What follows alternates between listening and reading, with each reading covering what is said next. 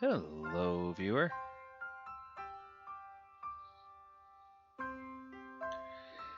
Just a few more minutes before we get started tonight.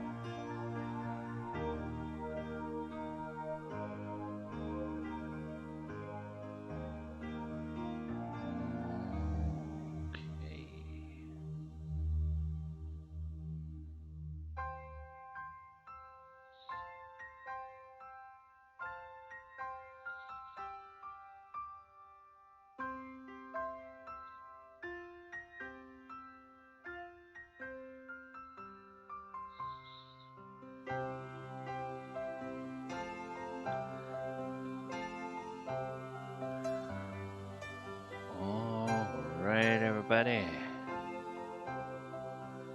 Looks like the countdown is over. And we can go ahead and get started. Alright, and with that,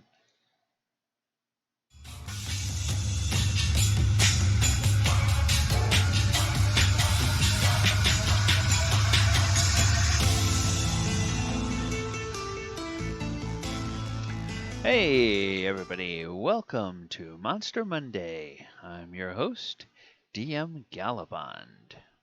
In Monster Monday, we take a look at the history of a monster, usually from the lore of D&D, But we're doing a special segment starting this month based on a campaign I'm currently running where we're looking at monsters in Magic the Gathering and at least one way that you can repurpose those monsters and reskin them, transpose them, and transport them out of Magic the Gathering and into a D&D 5e campaign as I have done. We are looking specifically at monsters from the Ravnica release sets. Reason being that in my campaign, the party has just recently left Ravnica, and they won't be going back there immediately. And with any luck, as far as they're concerned, they won't have to fight any any monsters there, but they might have to. So it'll be a while at least before they run into any of these guys again. And they kind of have been curious, and one of the questions that I've gotten over the months is talk more about reskinning monsters and repurposing monsters. So this gives me a good opportunity to do that on an extended basis. All right, today is Monday, May 18th, 2020, and tonight we are going to be looking at the Blade Instructor. But before we go on, I want to ask you if you like what we're doing here on this channel, please either follow or subscribe, and like the channel. That way you'll know that every time we post something new or every time we have a live stream, you'll be able to follow us along and see what is going on. If you really love what we're doing, we do have a Patreon over at patreon.com/dmgallibond. And as always, we want to send special thanks out to Mo over at the Tabletop Bellhop. Mo is the OG when it comes to all things tabletop games, anything from RPGs to card games to board games, whatever, you name it, he's got it covered. In everything from manufacturers and reviews and strategy for playing these games, all the way to the whole universe of uh, YouTube and podcast content and streaming content that goes along with these board games. All right, so on with the Blade Instructor. Now, the Blade Instructor is a creature from the Guilds of Ravnica, expansion for Magic the Gathering. It's a human soldier from the Boros Legion. And when my PCs when the PCs in my Walker of Waterdeep campaign went there, they had to square off against a Blade Instructor, among others, in an arena that was designed as sort of a sparring match. I threw my own twist in there, saying that the Boros Legion, when they spar with live weapons and live spells, and they just have combat medics on standby, and so that if somebody gets mortally wounded, they can be brought back. So it's it was a very interesting. A very interesting time for them while they were there in Ravnica. All right, and as we see, as we looked at with some other cards, also from Boros Legion, this one also has the Mentor tag, and we'll talk about that a little bit later on. So, as a member of the Boros Legion, Blade Instructor believes in the purpose of the Legion above all else. And here's, those of you who've been following the series, you know that we have a similar bit of text here every week, a quote out of the Guildmaster's Guide to Ravnica, sort of on the philosophy of the Boros Legion. And then so the creature type is a humanoid. It's listed as a human soldier, and that's important actually, the humanoid is important for D&D. just as in Magic, um, all creatures in D&D have creature types, and the creature types give you um, a whole slate full of characteristics, features, and abilities and vulnerabilities, or special abilities, depending on the creature type. And humanoids are very intelligent. Most of them are capable of developing some sort of spell casting, and most humanoids are capable of being playable races in D&D. Now, in terms of terrain, you will find the Blade Instructor in urban areas, just like with all of the members of the Boros Legion. They are from the planet-wide city that is known as Ravnica. Basically, the world of Ravnica is Ravnica, the city, a few desolate areas outside the city that are just wasteland, and not a whole lot else. And so you're either um, Gruul, which means you're from the wastelands, or you're urban, which means you're from Ravnica proper. Okay, so flavor features. Again, this gets back more to the philosophy of the Boros Legion. They stand for peace and justice, which can be established only through the rule of law. And this is something that they hold very sacred and very dear.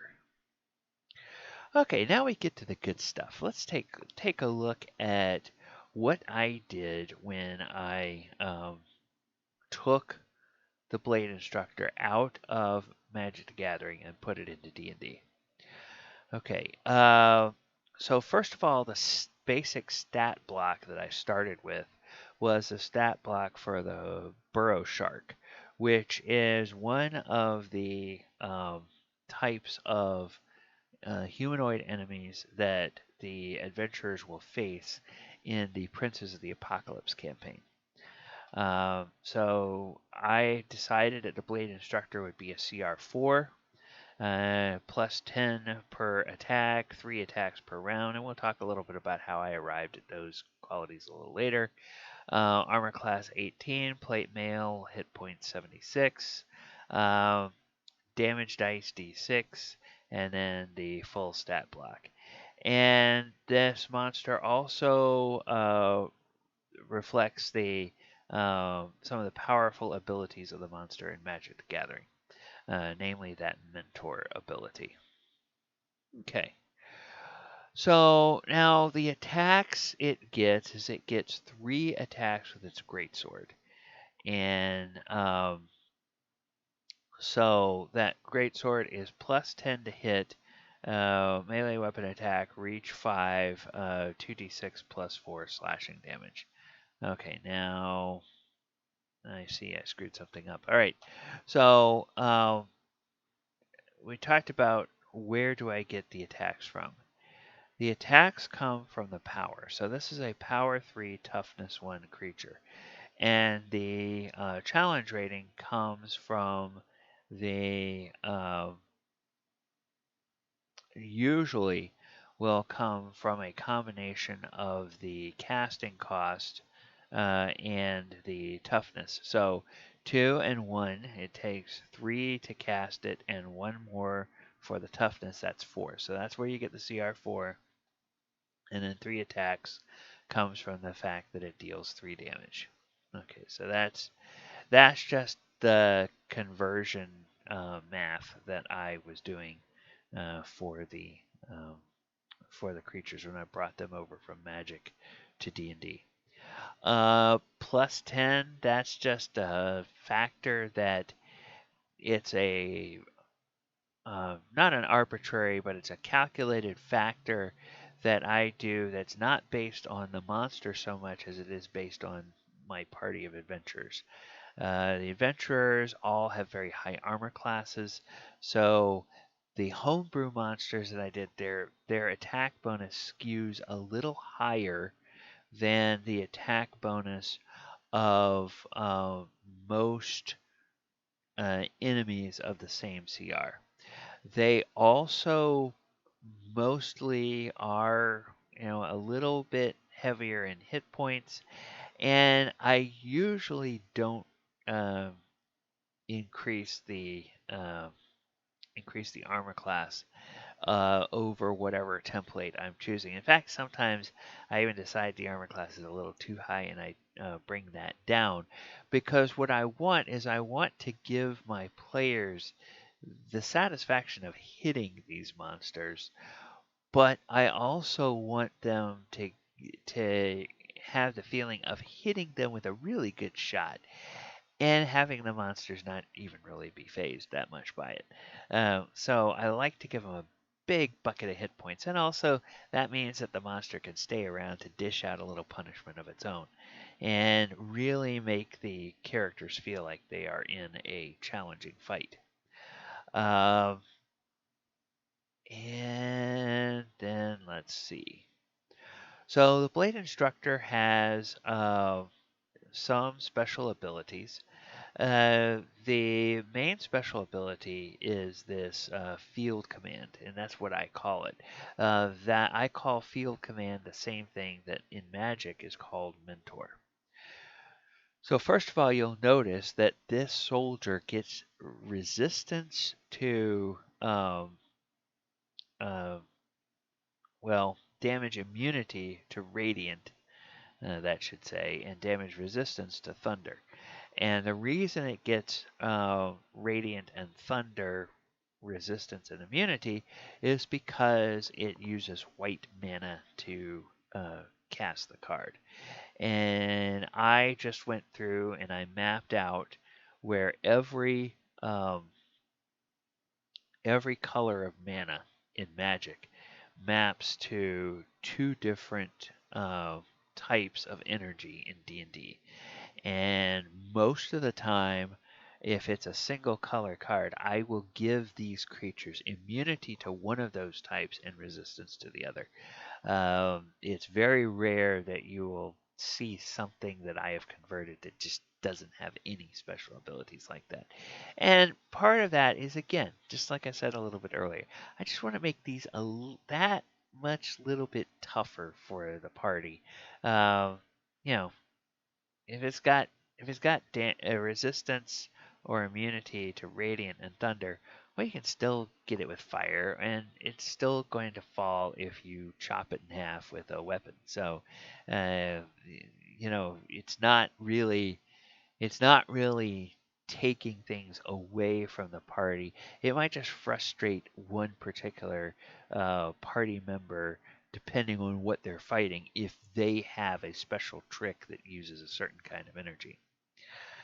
All right, and the field command that mimics the mentor ability, and the mentor ability is able to allow you to add counters to other allies that you have on the board in a Magic the Gathering game.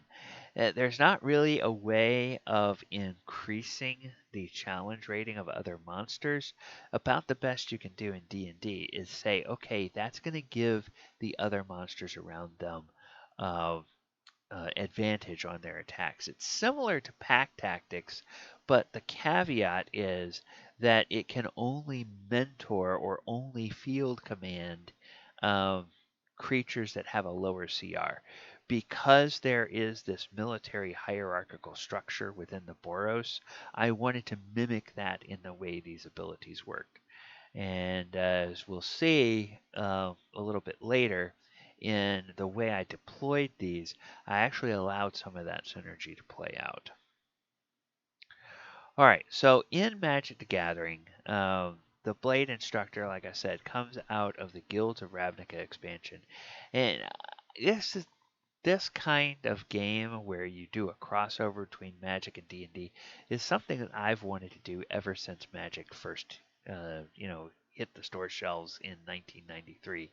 Um, I have memories of my friends and I At that time, as soon as one of us heard about this card game, we're like, oh, hey, this has cool cool artwork and cool spells and cool monsters, and oh, wouldn't it be kind of cool maybe to even use some of these as tokens for a D&D game?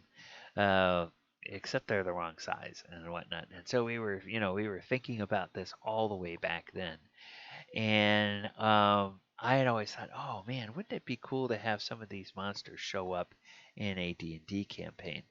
And that had always been bumping around in the back of my head, and I really had no idea how I would do it until Wizards released the Guilds of Ravnica set, and at the same time the Guildmaster's Guide to Ravnica D&D sourcebook, where they actually did have some crossover monsters, and they sort of pulled back the veil on how they would do the crossover. Um, Now, of course, when I started running my campaign, every campaign is individualized, and the players had their own things they wanted to do. And I knew I wanted to bring in more monsters that were just in that source book, and I wanted to explore a lot more domains or planes than simply Ravnica. So I had to come up with a formula of how I was going to do this. Um, like I said, I've loved Magic, but I've never been a particularly good player of Magic the Gathering. So instead of trying to give anybody a lecture on strategy, which I'm not qualified to do, I just thought I would go and give you a few facts, interesting facts about this creature or each card that I cover, each creature that I cover in Monster Monday from Magic the Gathering. So, Blade Instructor was released in 2018 in the Guilds of Ravnica set as an. No, wait. This one was a common card. Sorry. The artwork is by Zoltan Boros. It was one of 143 creature cards, one of 66 cards that requires white mana, one of 64 cards costing 3 mana to cast, and one of 25 cards in the set that belongs. Thought I was going to sneeze there. That belongs to the Boros Legion guild mark, or that bears the Boros Legion guild mark. And across all of the sets that have been released for Magic the Gathering, the Blade Instructor is one of 411 cards that have the words human and soldier as part of the subtype. Okay, so now how did this come about in the campaign? How did these guys work in the campaign? Well, in the campaign, I had the Boros Legion, Azorius Senate, and Izzet League allied in common cause that led them to send envoys to Waterdeep, where my party started their adventures and where they met the folks from Ravnica. And after they had a rocky start, the PCs were eventually chosen by Laral Silverhand and some of the other leaders in Waterdeep to be envoys to this strange plane of Ravnica. And, for several different reasons that tie in with the purpose of the campaign. And the Blade Instructor was one of the enemies, along with the fresh-faced recruits and the Boros Challenger, all led by a barging sergeant that my party had to face. And so you notice that when you're looking at synergies, you notice that the barging sergeant, the Boros Challenger, and the Blade Instructor, all three have this mentor. So I had one each of the 3 mentor cards and then 3 fresh faced recruits. And so what that meant is that um, my barging sergeant could mentor anybody else on the battlefield. The Boros Challenger could mentor um, either the Blade Instructor or the recruits, and the Blade Instructor could mentor any one of the recruits. And so this gave me an opportunity to, just uh, let that synergy play out and make the party realize, oh crap, this is going to be kind of a tougher fight than we expected. Because normally they would walk into a fight against, 6 enemies of these CRs, and they go, okay, it's not going to be that bad. But then when you have, 3 or 4 of them that are getting advantage on the attacks every round, okay, that starts to get to be a little bit more of a challenge. And that was basically how I went about uh, doing this particular campaign.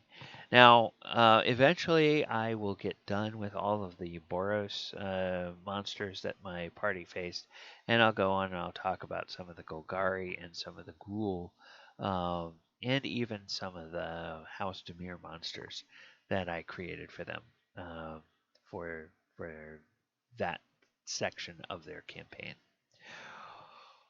All right, so let's see. I don't know if we have anybody live on the stream tonight. Looks like we may have one viewer. Viewer, do you have any questions about the Blade Instructor or anything?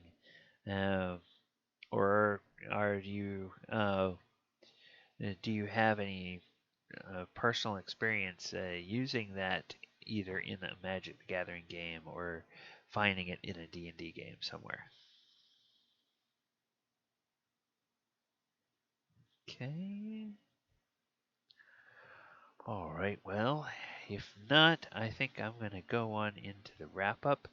Uh, Thank you guys once again for watching either on the stream or later on YouTube. Hello, future people. And if you have any feedback or questions or comments or anything, um, would love to have you leave those as comments. You can put in requests for maybe a monster you'd like me to profile on Monster Monday. You can look through the archives on my YouTube channel and find the various different ones that I have done in the past. All right, that's going to do it, and I will sign off just after I remind everybody to watch out for the monsters under the bed. Good night, everyone.